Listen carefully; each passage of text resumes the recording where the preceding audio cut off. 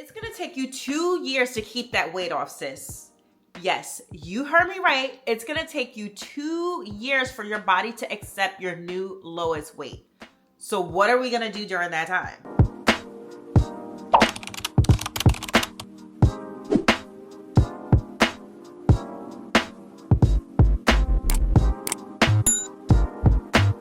Talks about how to lose the weight, including myself, but nobody is chatting about what it takes to actually keep that weight off. But in today's video, we're going to be addressing exactly that. But before we get into today's video, if you've never seen my face before, hey girl, hey, my name is Janae, and I make a lot of content focused on fitness, wellness, and self-development, and helping you and I live our best healthy and active lives. So if that sounds like something you're into, go ahead and hit that subscribe button. Make sure you're following me on TikTok, Facebook, and Instagram. I post a lot of different content over there. Give this video a big thumbs up and comment down below and let me know, have you successfully maintained your weight, and how long did that last if you didn't? How many times have you lost weight, was happy about it, even stayed right there for some time, and then out of nowhere, your weight just started creeping right back up? For me, I have been on a weight loss journey for 14 years and only found success in these last 2 years after losing 128 pounds with weight loss surgery. But in the 12 years leading up to it, I have lost weight naturally multiple times. I had lost and gained and lost and gained and lost and gained.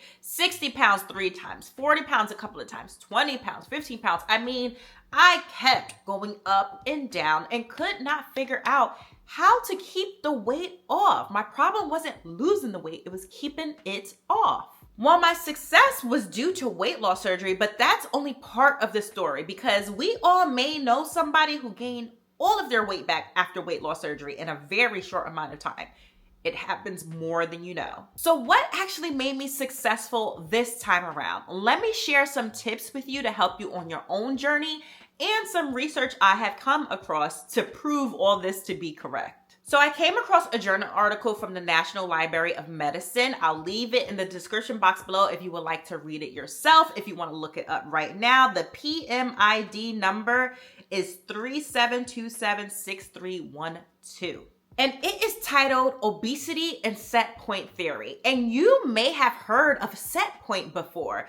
We all may have heard it, especially when it comes to our obese weight. My body, it just naturally goes right back up to 250. Like, it won't go above it, it won't go below it. It just naturally kind of coasts there. That was my story for a very long time. My highest weight was 287 pounds, but I pretty much stayed at 250 no matter what my efforts were.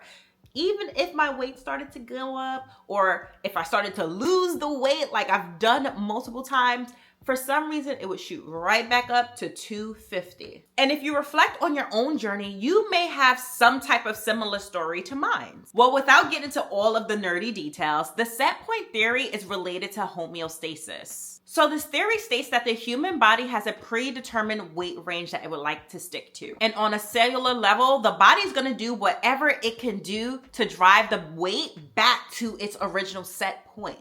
So this is why regaining your weight is incredibly high in all of us, no matter if you use a weight loss tool or did it naturally. It happens in about 80% of people who are embarking on a weight loss journey. So pretty much obesity protects obesity, and it's going to drive up your appetite and reduce your metabolism. So what affects the set point to begin with?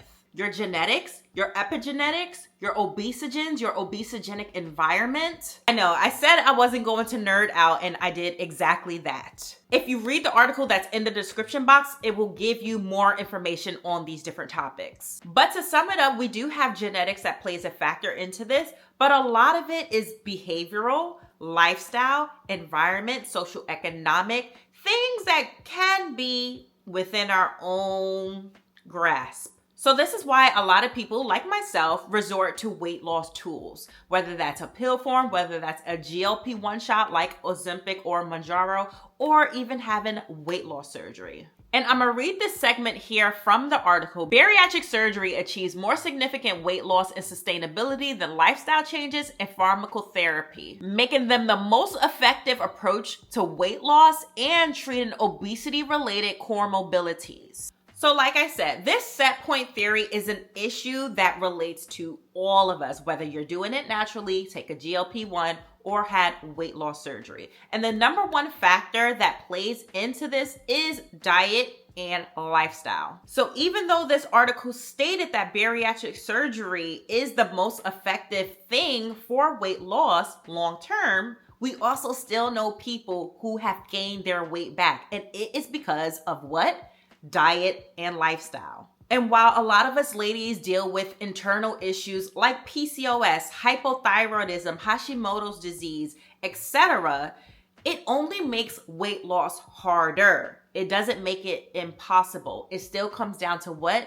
Diet and lifestyle. And I think it's important to point this out because a lot of us, we feel so defeated and we feel like we've done all of the correct things that we kind of push diet and lifestyle to the side, but it's a major factor. Now, going back to me and my success, I'm only 2 years post weight loss surgery, but I have been maintaining my weight for the last year. So I am a year into this 2-year mark before my body fully accepts my new lowest weight.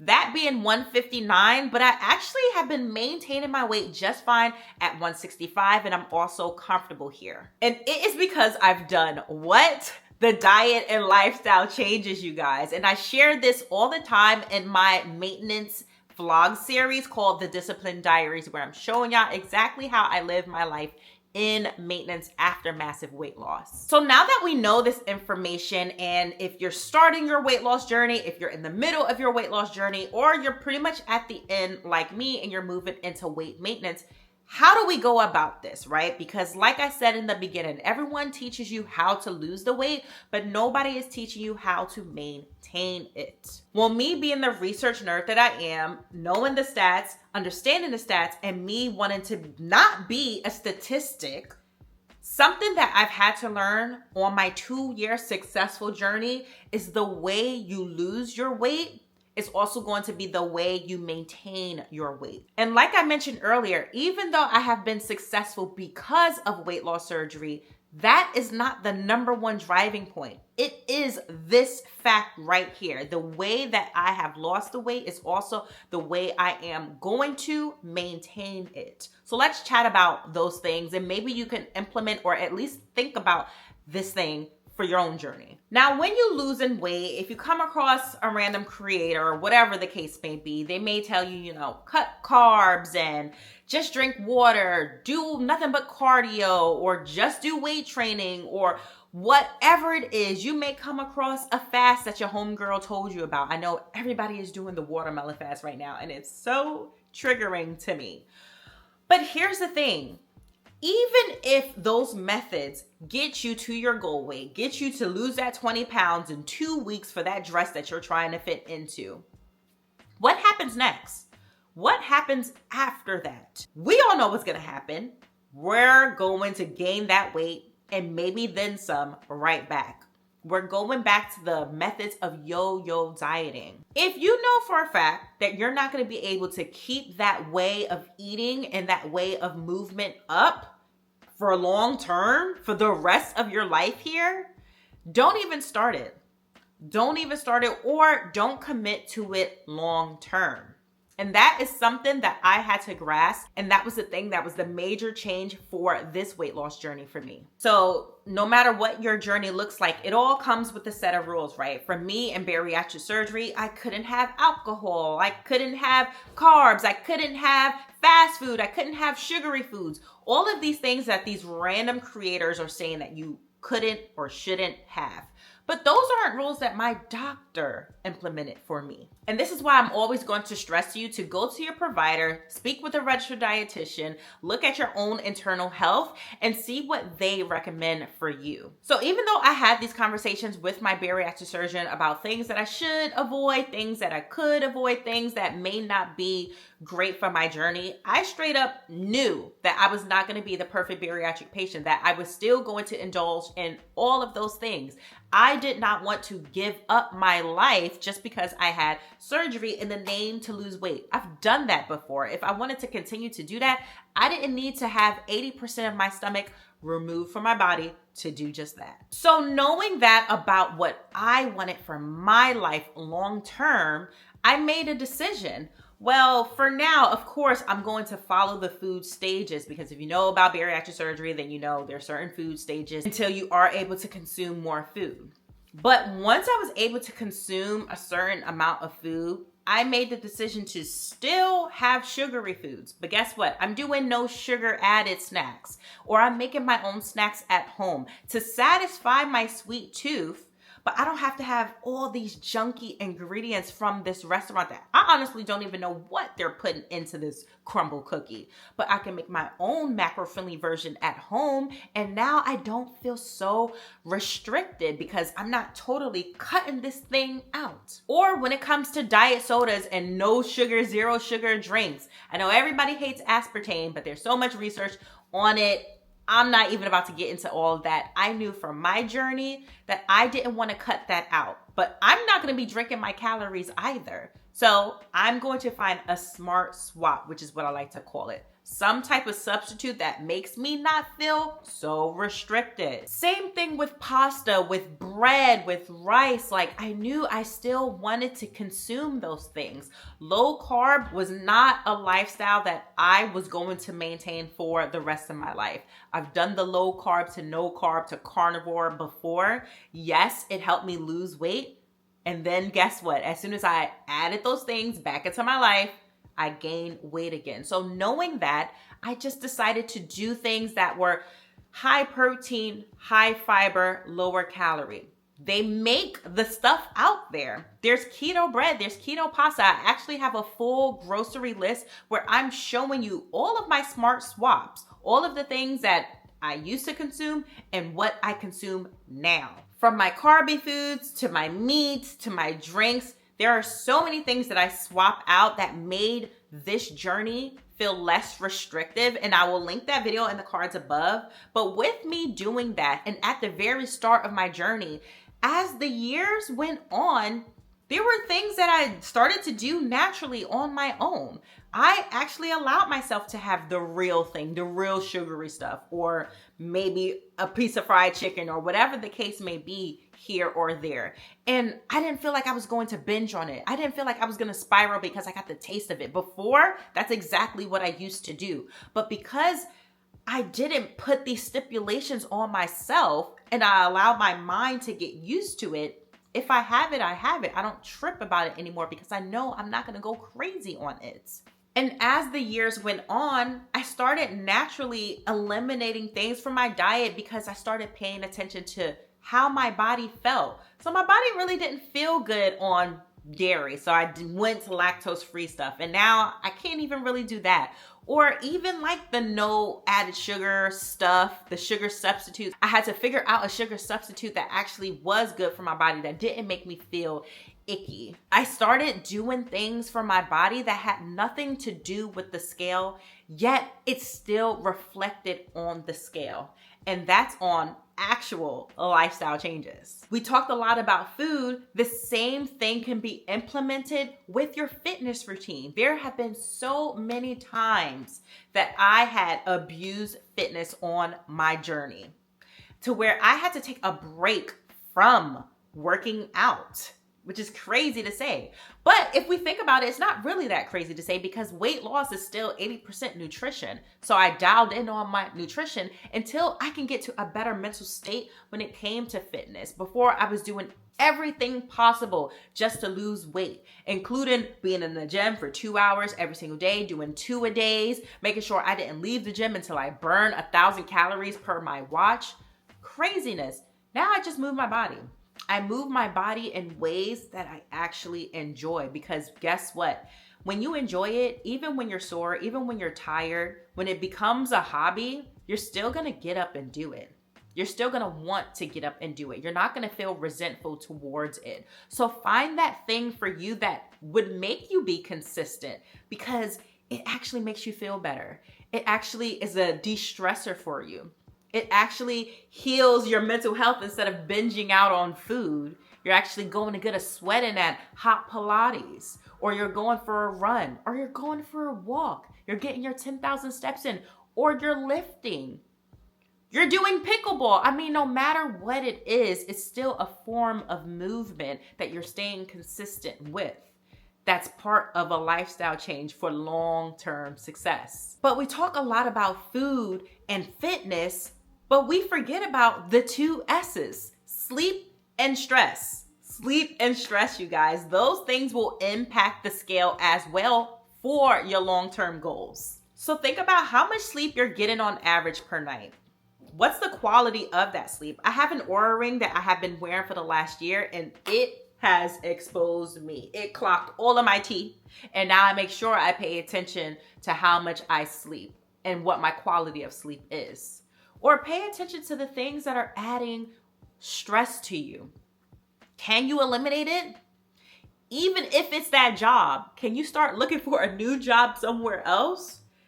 Even if it's that man, can you go find a new man? I'm being dead ass serious right now. Like, if it's bringing you stress, what can you do to eliminate it? What can you do to impact it, to change it? Something that I'm seeing in a lot of people when they're embarking on a weight loss journey is that they have to have the perfect plan. It has to be all the way mapped out. It has to be perfect. It's unrealistic. And guess what? You're not sticking to it 100% of the time.